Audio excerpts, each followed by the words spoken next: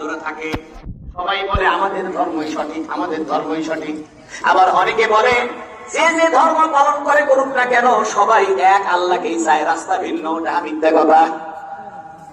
কোন ধর্ম সঠিক নয়, একমাত্র ইসলাম তাওহীদ একত্ববাদ সঠিক। আপনি বলতে পারেন হুজুর আপনি তো আপনার ইসলামকে সত্য বলবেনই, হিন্দুরা তো হিন্দু ধর্মকে সত্য বলবেই, খ্রিস্টানরা তাদের ধর্মকে সত্য বলবেই, আপনার ইসলাম যে সত্য ধর্ম তার কোন প্রমাণ আছে নাকি? আল্লাহু আকবার। আমি একটা চারটে প্রমাণ দেব। কয়টা প্রমাণ আপনি শুনবেন? মন খারাপ না ভালো? পৃথিবীতে হিন্দু ধর্মের কোন হাফেজ নাই। পৃথিবীতে হিন্দুদের ধর্মের একটা কিতাব আছে, নাম হলো শ্রীমদ ভগবত গীতা। আর একটা কিতাব আছে, নাম হলো রামায়ণ। আর একটার নাম আছে বেদ। আর একটার নাম আছে মহাভারত। তবে ওদের মেইন গ্রন্থের নাম হলো গীতা। আসল নাম হলো শ্রীমদ ভগবত গীতা। এই গীতা আমার বাড়িতে আছে, আমি পড়ে দেখছি। এবং গীতার মধ্যে হুজুর সাল্লাল্লাহু আলাইহি সাল্লামের পরিচয় লেখা আছে। সুবহানাল্লাহ। দুই চারটে হিন্দু আসতে পারবে না ইনশাআল্লাহ। আমি হিন্দুদের বইয়ের মধ্যে থেকে দেখাবো যে মুহাম্মদ সাল্লাল্লাহু আলাইহি ওয়াসাল্লাম আখিরি নবী। আল্লাহু আকবার। পৃথিবীতে হিন্দু ধর্মের একটা বড় গ্রন্থের নাম হলো শ্রীমদ ভগবত গীতা। গীতার কোন হাফেজ দুনিয়াতে নাই। এমন একটা হিন্দু বের করতে ভারতে, শ্রীলঙ্কা আর নেপালে আর মালদ্বীপে এই হিন্দু ভাইদের কাছে আমরা চ্যালেঞ্জ করে বললাম, তোমাদের গীতা যদি আল্লাহর পক্ষ থেকে কিতাব হয় তাহলে একটা গীতার হাফেজ বাইর করে দেখাও। গোটা পৃথিবীর হিন্দু ভাইদের কাছে আমাদের চ্যালেঞ্জ থাকলো, একটা গীতার হাফেজ আগেও ছিল না, এখনো নাই, কিয়ামত পর্যন্ত একটা গীতার হাফেজ পাইবে না। খ্রিস্টানরা বড় পণ্ডিত, ঠিক না? বড় অস্ত্র বানাইছে, জাহাজ বানাইছে, এরোপ্লেন বানাইছে, মঙ্গল গ্রহে চলে যায়, চাঁদের দেশে চলে যায়। খ্রিস্টানরা খুব ব্রেনি, মানুষ তাই মনে করে। এই খ্রিস্টানদের একটা কিতাব আছে, নাম হলো বাইবেল। আমরা বলি ইনজিল। আমরা কি বলি? ইনজিল। গোটা দুনিয়ার খ্রিস্টান জগৎকে যদি বলা হয়, ও খ্রিস্টান জগতের পণ্ডিতেরা, তোমরা তোমাদের বাইবেলের একটা হাফেজ দেখাও, একটা মানুষ বাইর করো যে বাইবেলের শুরু থেকে শেষ পর্যন্ত মুখস্থ করছে, একটা দেখাও। গোটা দুনিয়ার খ্রিস্টান জগতের একটা খ্রিস্টান বাইবেলের হাফেজ দেখাতে পারবে না, ঠিক কিনা? ইহুদিরা তো আরো বড় পণ্ডিত। ফেসবুক বানাইছে ইহুদিরা, গুগল বানাইছে ইহুদিরা। এই যে আইনস্টাইন ইহুদি, গ্যালিলিও ইহুদি, জুকারবার্গ ইহুদি। ইহুদিদের ব্রেনের তুলনা নাই, খুব বুদ্ধিমান গোষ্ঠীরা। এবং পৃথিবীর যত বিজ্ঞানী তার 100 ভাগের 75-80 ভাগ বিজ্ঞানী ইহুদি। এই ইহুদিদের একটা কিতাব আছে, নাম হলো তৌরাত। আপনি যদি ইহুদিদেরকে বলেন, ও ইহুদি ভাইরা, তোমরা তো বড় পণ্ডিত, বড় অস্ত্র শস্ত্র বানাইছো, বড় বড় অস্ত্র বানাইছো, মেশিন পত্র বানাইছো, গুগল বানাইছো, ফেসবুক বানাইছো, ইউটিউব বানাইছো, তোমাদের ধর্মে একটা কিতাব আছে, কিতাবটার নাম হলো তৌরাত। তোমরা একটা তৌরাতের হাফেজ বাইর করে দেখাও। গোটা দুনিয়ার ইহুদিরা মিলা একটা তৌরাতের হাফেজ দেখাতে পারবে না বন্ধু। আমাদের আরেকটা দেশের নাম হলো জাপান। কি নাম? জাপানের মানুষের ধর্ম হলো বৌদ্ধ ধর্ম। এই বৌদ্ধ ধর্মের একটা কিতাব আছে, নাম হলো ত্রিপিটক। ত্রি মানে 3, পিটক মানে উপদেশ, অর্থাৎ 3 ধরনের উপদেশ মিলে একটা বই। এই বইটা আমার বাড়িতে আছে, আলহামদুলিল্লাহ। এই ত্রিপিটকও আমি পড়ছি। তো বৌদ্ধদের যে মেইন ধর্মের গ্রন্থ তার নাম হলো ত্রিপিটক। ত্রি মানে 3 আর পিটক মানে উপদেশ, মানে 3টা উপদেশ বাণী। মানে বৌদ্ধ তার শিষ্যদেরকে যে উপদেশ দিছে, এই উপদেশগুলো পরবর্তীতে লিখে লিখে লিখে লিখে একটা বই হয়ে গেছে। 3 ধরনের উপদেশ দিছে, এই বইটার নাম হলো ত্রিপিটক। জাপানের লোকেরাও কিন্তু বড় বিজ্ঞানী। জাপানে ঘড়ি, জাপানি টয়টা গাড়ি, ঠিক না? মানুষ জাপানি মেশিন পত্র কিনতে আগ্রহী। এই ব্যাপার জাপানি গাড়ি সর্বনাশ। জাপানের লোকেরাও বড় বুদ্ধিমান, বড় ব্রেনি, বড় বিজ্ঞানী। তাদের একটা ধর্ম আছে, নাম হলো বৌদ্ধ। কিতাবের নাম হলো ত্রিপিটক। গোটা পৃথিবীর বৌদ্ধদেরকে যদি বলা হয়, ও বৌদ্ধ সমাজের লোকেরা, তোমরা তোমাদের ত্রিপিটকের একটা হাফেজ দেখাও, গোটা দুনিয়াতে একটা ত্রিপিটকের হাফেজ নাই। অতীতেও ছিল না, এখনো নাই, কিয়ামত পর্যন্ত হবে না। এই 6000 ভাষার ভিতরে আপনি প্রত্যেক ভাষার মধ্যে কোরআনুল কারীমের একটা না একটা হাফেজ পেয়ে যাবেন। এটি কোরআনের মুজিজা। কোরআন যে আল্লাহর কিতাব, এটা বুঝার জন্য বড় পণ্ডিত হওয়ার দরকার নাই। কোরআন যে আল্লাহর কিতাব এটা বোঝার জন্য দাওরায়ে হাদিস পাশ করা লাগবে না, টাইটেল পড়া লাগবে না, এমএ পাশ করা লাগবে না।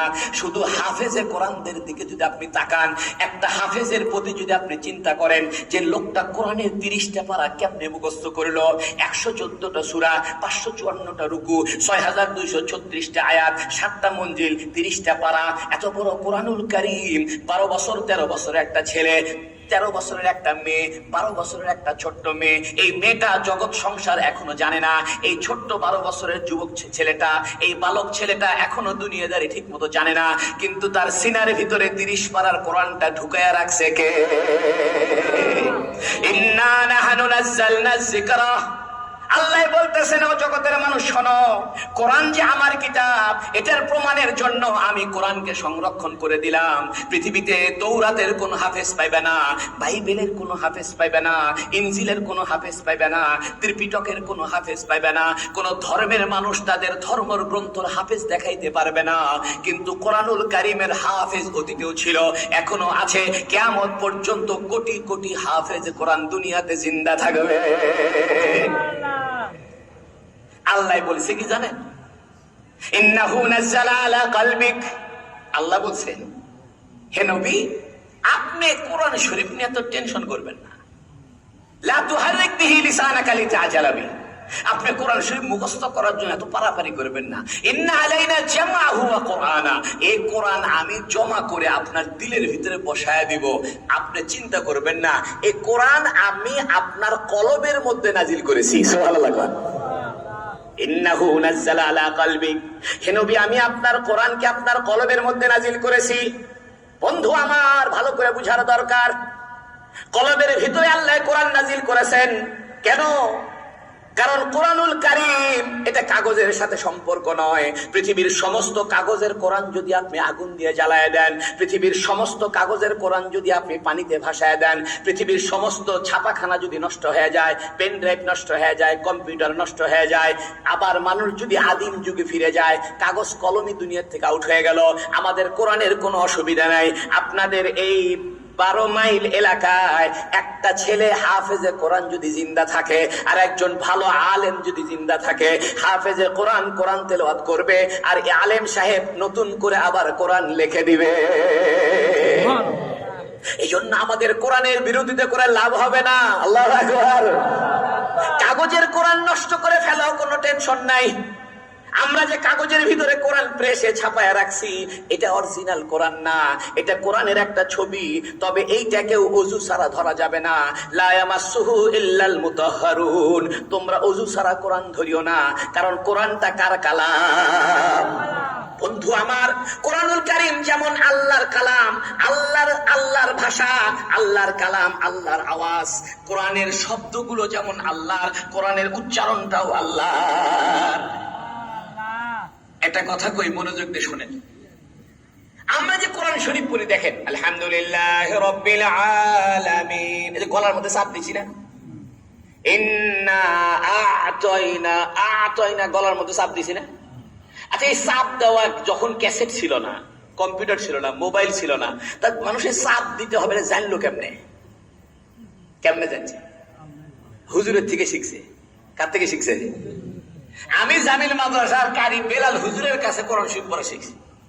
তো জামিল মাদ্রাসার কারি বেলাল হুজুরে পড়াইছে, কো ইন্না আ'তাইনা। আমি যখনই বলেছি ইন্না আতাইনা, তা হুজুরকে চাইলে হয়নি। আমি বলছি আতাইনা, কয়ে হয়নি। আমি যেই বলছি আ'তাইনা, এবার ঠিক আছে। এর মানে হলো কোরআন শরীফ যে আওয়াজ দিয়ে পড়তে হয়, কখনো গলার মধ্যে, কখনো নাকের মধ্যে, কখনো সারালির টান মারা লাগে, কখনো জিহ্বার আগা তালুর সাথে লাগে, কখনো জিহ্বার গোড়ালি দাঁতের গোড়ালির সাথে লাগে। এই যে উচ্চারণ আ'তাইনা, ইন্না, দলিন, হুদাল্লিন, এই যে উচ্চারণের পদ্ধতি, এটা আমরা শিখছি কার মুখের থেকে? কন্যা হুজুরের মুখের থেকে, ওস্তাদের মুখের থেকে। আমার এই ওস্তাদ শিখছে কার কাছ থেকে? তার উপরে আর এক ওস্তাদের কাছ থেকে। সেই হুজুর শিখছে কার কাছ থেকে? আর এক হুজুরের কাছ থেকে। সেই হুজুর শিখছে আর এক হুজুরের কাছ থেকে। সেই হুজুর শিখছে আর এক হুজুর। এইভাবে হুজুরে হুজুরে পিছন দিকে যাইতে যাইতে যাইতে যাইতে সাহাবায়ে কেরামের সাথে যায় ঠেক লাগছে। সুবহানাল্লাহ। আর সাহাবায়ে কেরামের ঠোঁটের আওয়াজটা ঠেক লাগছে রাসূলুল্লাহ সাল্লাল্লাহু আলাইহি সাল্লামের ঠোঁটের সাথে। আল্লাহু আকবার। বন্ধু আমার, ভাইরারে আমার, যখন কোন মানুষ সহি করে কোরআন শরীফ পড়ে, যখন কোন মানুষ বলে আলহামদুলিল্লাহি রাব্বিল আলামিন, এই সহি করে যখন কোন মানুষ কোরআন শরীফটা আওয়াজ দিয়ে মুখটা দিয়ে আওয়াজটা বাইর করে, তার আওয়াজটা সে পাইছে তার হুজুরের ঠোঁটের থেকে, সেই হুজুরে আওয়াজটা পাইছে আরেক হুজুরের ঠোঁটের থেকে, সেই হুজুর পাইছে আরেক হুজুরের ঠোঁটের থেকে, ওই হুজুর পাইছে আরেক হুজুরের কাছ থেকে, এভাবে পিছন দিকে যাইতে যাইতে যাইতে যাইতে আপনি যখন কোরআন তেলাওয়াত করবেন, সহি করে কোরআন শরীফ পড়বেন, আপনার ঠোঁটের আওয়াজটা হুজুরের মাধ্যম দিয়ে যাইতে যাইতে রাসূলুল্লাহর ঠোঁটের সঙ্গে যায় ধাক্কা লাগবে। বন্ধু আমার, ছোটবেলায় আপনারা ইট খাড়া করে খেলছেন, খেলেননি? 10টা-12টা ইট খাড়া করেছে, একটা ইটে ধাক্কা মারছে আর ঠাস ঠাস ঠাস ঠাস ঠাস ঠাস করে সব ইট কি হয়ে গেছে? পড়ে গেছে। মানে এই ইট ধাক্কা লাগছে সামনের ইটে, ওই সামনের ইট ধাক্কা দিয়েছে আরেক সামনের ইটকে, ওই ইট ধাক্কা দিয়েছে আরেক ইটকে। আমরা যখন সহি করে মুসলমানরা কোরআন শরীফ তেলাওয়াত করে, তার জবানের উচ্চারণের ধাক্কা তার হুজুরের ঠোঁটের সাথে লাগে, ওই হুজুরের ঠোঁটের ধাক্কা তার উপরের হুজুরের ঠোঁটের সাথে লাগে, ওই উপরের হুজুরের ঠোঁটের ধাক্কা আরেক হুজুরের ঠোঁটে লাগে। এভাবে লাগতে লাগতে রাসূলুল্লাহ ঠোঁটের সাথে যায় চুমা খায়। সুবহানাল্লাহ। এই জন্য আপনি যদি আপনার নবীর সাথে সম্পর্ক রাখতে চান, তাহলে সহি করে কোরআন পড়ে শরীফ পড়লে পরে আপনার নবীর ঠোঁটের সাথে কানেকশন হবে। আল্লাহু আকবার। এই জন্য আল্লাহ বলছেন, নবী বলছেন, আমরা যখন কোরআন পড়ি এটা নবীর ঠোঁটের সাথে ধাক্কা লাগে, আর নবীর ঠোঁটের আওয়াজটা সরাসরি আল্লাহর আওয়াজের সঙ্গে ধাক্কা লাগে। এই জন্য হাদিসের মধ্যে আছে, যে ব্যক্তি কোরআনের একটা হরফ উচ্চারণ করবে, শুধু বলবে আলিফ, শুধু বলবে আলিফ, সঙ্গে সঙ্গে 10টা নেকি লেখা হবে। আল্লাহু আকবার। আল্লাহু আকবার। কেন লেখা হবে জানেন? এই আওয়াজটা মিলছে রাসূলের ঠোঁটের সাথে। বুখারী শরীফের আরেক হাদিসে আছে, মান সাল্লা আলাইয়া ওয়াহিদাতান সাল্লাল্লাহু আলাইহি আশারা মাররা। নবী বুখারী শরীফের হাদিসের মধ্যে নবী বলতেছে, কোন ব্যক্তি যদি আমার উপরে একবার দরুদ পড়ে, আল্লাহ তার উপরে কয়বার রহমত দেয়? বলেন না কয়বার? 10 বার। এই জন্য কোরআন শরীফ যেহেতু নবীর ঠোঁটের থেকে বাইর হয়েছে, এই জন্য কোরআনের একটা হরফ উচ্চারণ করে 10টা নেকি হয়। সুবহানাল্লাহ। নবীর উপরে একবার দরুদ পড়বেন, সওয়াব কয়টা? 10টা। একবার দরুদ শরীফ পড়বেন, নবীর উপরে একবার দরুদ শরীফ পড়বেন, আল্লাহ রহমত দিবে 10টা। নবীর জবান থেকে যে কোরআনটা বের হইছে, আলহামদুলিল্লাহি রাব্বিল আলামিন, এই যে আলামিন আপনি বললেন, আইনটা উচ্চারণ করলেন, ওই নবীর ঠোঁটের বরকত আছে বাপজান। ওই নবীর ঠোঁটের থেকে যে হরফটা বের হইছে, 1 এ 10, একবার দরুদ পড়লে 10টা রহমত। এই জন্য নবীর ঠোঁটের থেকে আলিফ বের হইছে, ওই আলিফটা যদি আপনি উচ্চারণ করেন, সঙ্গে সঙ্গে আপনার আমলনামার মধ্যে 10টা নেকি লেখা হবে। 3টা ইহুদি যাইতেছিল, মনে আছে রে আপনাদের? না ভুলে গেছে? ইহুদিরা চিন্তা করছে এটা অরিজিনাল নবী কিনা, এটা প্রশ্ন পরীক্ষা করার জন্য একটা প্রশ্ন করছে, মনে আছে? কি প্রশ্ন করছিল? রুহু কাকে বলে? মাশাআল্লাহ, আপনাদের মতো শ্রোতাই তো দরকার। কিছু শ্রোতা আছে ভুলে যায়, আগে কি করছে পরে আর হুজুর জিজ্ঞেস করলে আর কওয়া পারে না। 3টা ইহুদি রাস্তায় যাইতেছে, নবীর সাথে দেখা, আর চিন্তা করছে এটা অরিজিনাল নবী কিনা জিজ্ঞেস করি। জিজ্ঞেস করছে, কি প্রশ্ন করছে? রুহু কাকে বলে? নবী চুপ করে আছে, কথা বলতেছে না। কারণ নবী তো আল্লাহ না বলে দিলে কথা বলে না, আল্লাহ না শিখায় দিলে নবী কোনো কথা বলে না, ফেরেশতা এসে কিছু না জানায় দিলে নবী কোনো কথা বলে না, অন্তরে আল্লাহ কিছু ঢেলে না দেওয়া পর্যন্ত নবী কথা বলে না, চুপ করে আছে। একটু পরে জিবরাইল ফেরেশতা শাঁ করে আগে এসে বলতেছে, ইয়া রাসূলুল্লাহ জানায় দেন, ইয়াসআলুনাকা আনির রূহ। আল্লাহু আকবার। ইয়াসআলুনাকা আনির রূহ, হে নবী ওরা আপনার কাছে রূহ সম্পর্কে যাইতে চাইছে, জানতে চেয়েছে রূহ কাকে বলে। কুলির রূহু মিন আমরি রাব্বিনা, হে নবী আপনি বলে দেন রূহু এটা হলো আমার রবের পক্ষ থেকে একটা হুকুমের নাম, একটা অর্ডারের নাম, একটা শক্তির নাম। এই শক্তি আল্লাহর পক্ষ থেকে আসছে। এই শক্তি চোখে দেখা যায় না, এই শক্তি হাত দিয়ে ধরা যায় না, এই শক্তি নাক দিয়ে ঘ্রাণ নেওয়া যায় না, এই শক্তি কান দিয়ে শোনা যায় না। ও বন্ধু, বন্ধু রূহ বানাইছে কে? আল্লাহকে চোখে দেখা যায় না, আল্লাহরে হাত দিয়ে ধরা যায় না, আল্লাহরে কান দিয়ে শোনা যায় না, আল্লাহরে চোখ দিয়ে দেখা যায় না। যে জিনিস যত গোপন হয় সেই জিনিস তত বেশি শক্তিশালী হয়। আল্লাহু আকবার। কারেন্ট গোপন না প্রকাশ্য? গোপন। কারেন্টের শক্তি বেশি না কম?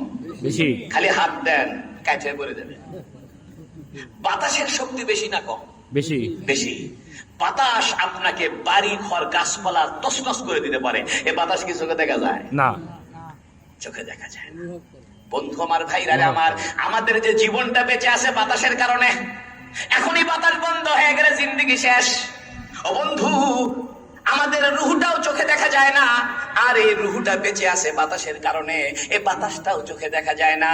আল্লাহ বুঝায়, বান্দা যা চোখে দেখো এটাই আসল দেখা না, তোমার দেখার বাইরে আর একটা জিনিস আছে, তুমি যা চোখে দেখতে পারো না, এরকম কিছু জিনিস আমি বানাইছি। ও বন্ধু, মানুষের চোখে দেখার জিনিসের শক্তির চাইতে যে জিনিস চোখে দেখা যায় না তার শক্তিটা বেশি হয়। আপনারা মুরগির ডিম খাইছেন নি? আরে কর না, পাইছেন কোথায়? মুরগির ডিম কোথা থেকে পাইলেন? মুরগি থেকে। মুরগি খাইছেন না? মুরগি কোথা থেকে পাইলেন? ডিমের থেকে। ডিম কোথা থেকে পাইলেন? মুরগির থেকে। মুরগি কার থেকে বাঁচেন? ডিমের থেকে। আপনার বুদ্ধি না আর কাম করে না, শেষ। এক বেচারা মুরগি ডিম ভাজা খাইতেছে, তা মানুষে কয়, ভাই মুরগি কই পাইছো? কয় ডিম কই পাইছো? কয় মুরগির থেকে বানাইছে। মুরগি কই পাইলে? কয় ডিমের থেকে বানাইছে। ডিম? কয় মুরগির থেকে বানাইছে। মুরগি ডিমের থেকে। তোমার বুদ্ধি আর। আচ্ছা, আপনারা আম খাইছেন? আম আম কি লিচু গাছে পাওয়া গেছে না কাঁঠাল গাছে? আম গাছে। আম গাছে। একটা মানুষ পাকা আম খাইতেছে, একজনে জিজ্ঞাসা যায়, ভাই আম কই পাইলে? ভাই গাছের থেকে। গাছ কই পাইলে? কয় আটি ফাটিয়ে বাড়াইছে। আটি ফাটিয়ে তো আম গাছ বাড়াইছে। তা আটি কই পাইছো? আমের মধ্যে ছিল। আম কই ছিল? গাছের মধ্যে। গাছ কই ছিল? আটির মধ্যে। আটি কই ছিল? আমের মধ্যে। আরে কর না, আপনি যে আম খাইলেন পাইছেন কোথায়? গাছে। গাছ হয়েছে কেমনি? আটি ফাইটে। আটি পাইছেন কোথায়? আমের মধ্যে। আম পাইছেন কোথায়? গাছের মধ্যে। গাছ পাইছেন কোথায়? আটির মধ্যে। আটি পাইছেন কোথায়? আমের মধ্যে। বুদ্ধি আর কাম করে না, বুদ্ধি শেষ। আপনারা এত বুদ্ধিমান, অ্যান্ড্রয়েড মোবাইল বানাইছেন, ভিডিও কলে কথা কল, কত বুদ্ধিমান আপনি। এই বুদ্ধিমান মানুষগুলোকে যখন জিজ্ঞাসা করা হয় ডিম খাইছো নি? কয় খাইছি। কয় পাইলে কই? কয় মুরগি পেটের থেকে বাড়াইছে। আরে ভাই মুরগি কই পাইলে? কয় ডিম ফেটে বাড়াইছে। ডিম কই পাইলে? কয় মুরগির থেকে বাড়াইছে। তোমার বুদ্ধি আর কাম করে না, একবার মুরগির দিকে ধাক্কা মারে, একবার ডিমের দিকে ধাক্কা মারে।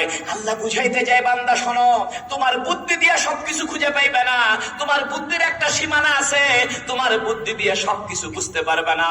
তোমার বুদ্ধি যেখানে খতম হয়ে যাবে, আমি কোরআন নাজিল করে দিলাম, তোমার বুদ্ধি যেখানে খতম হয়ে যাবে, কোরআনের বুদ্ধি ওইখান থেকে আরম্ভ হয়ে যাবে। মানুষের বুদ্ধি যেখানে শেষ, কোরআনের বুদ্ধি সেখান থেকে আরম্ভ। আল্লাহু আকবার।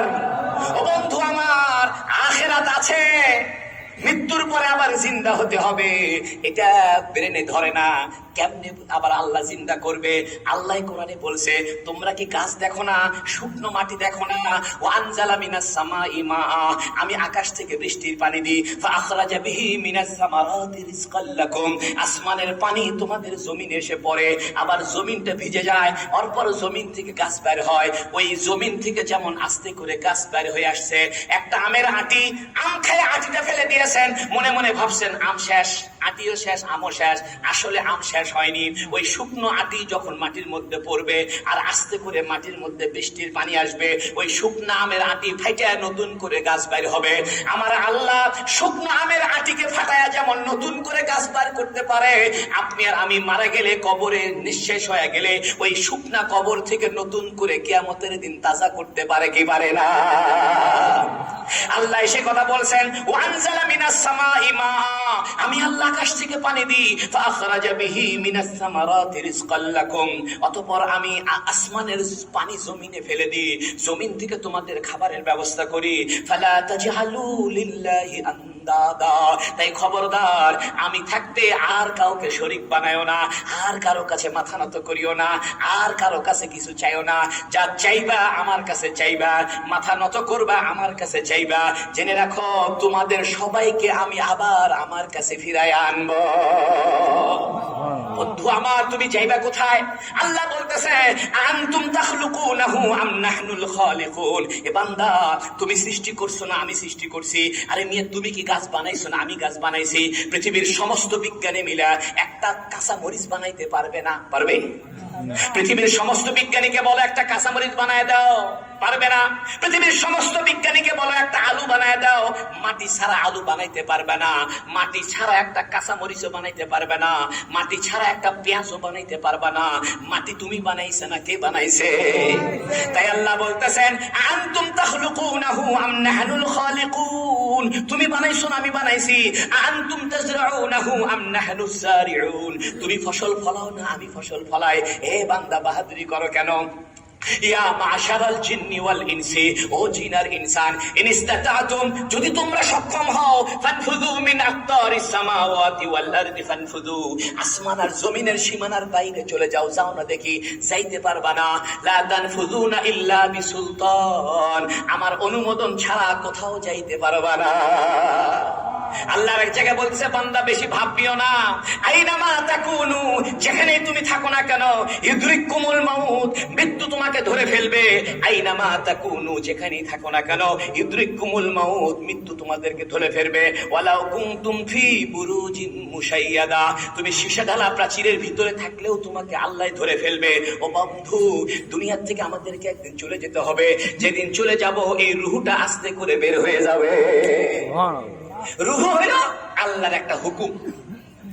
হুকুম আছে, ডিসি সাহেবের উপরে হুকুম আছে, এটা সরকারি ডিসি, এই জন্য গাড়ি বাড়ি সব সরকার তাকে দিছে। যেদিন ডিসির চাকরি শেষ, ওই বিল্ডিং গাড়ি বাড়ি সব শেষ, ঠিক কিনা? এমপি সাহেবের উপরে একটা শক্তি ছিল, ক্ষমতা ছিল, এটা এমপি সাহেব। এই জন্য মানুষ ভিড় করছে, এমপি গাড়ির নেতা গাড়ি দাবড়াইছে, সেই মান ইজ্জত সম্মান। যে এমপিগিরি শেষ আর সব শেষ, ঠিক কিনা? বোঝা গেল আল্লাহর হুকুম যখন আসে আমরা নড়াচড়া করব, আল্লাহর হুকুম নাই চলে যাব। ও বন্ধু, এই রুহটাকে সুন্দর করার জন্য কোরআনের তেলাওয়াত করতে হবে। এই রুহটাকে সুন্দর করার জন্য জিকির করতে হবে।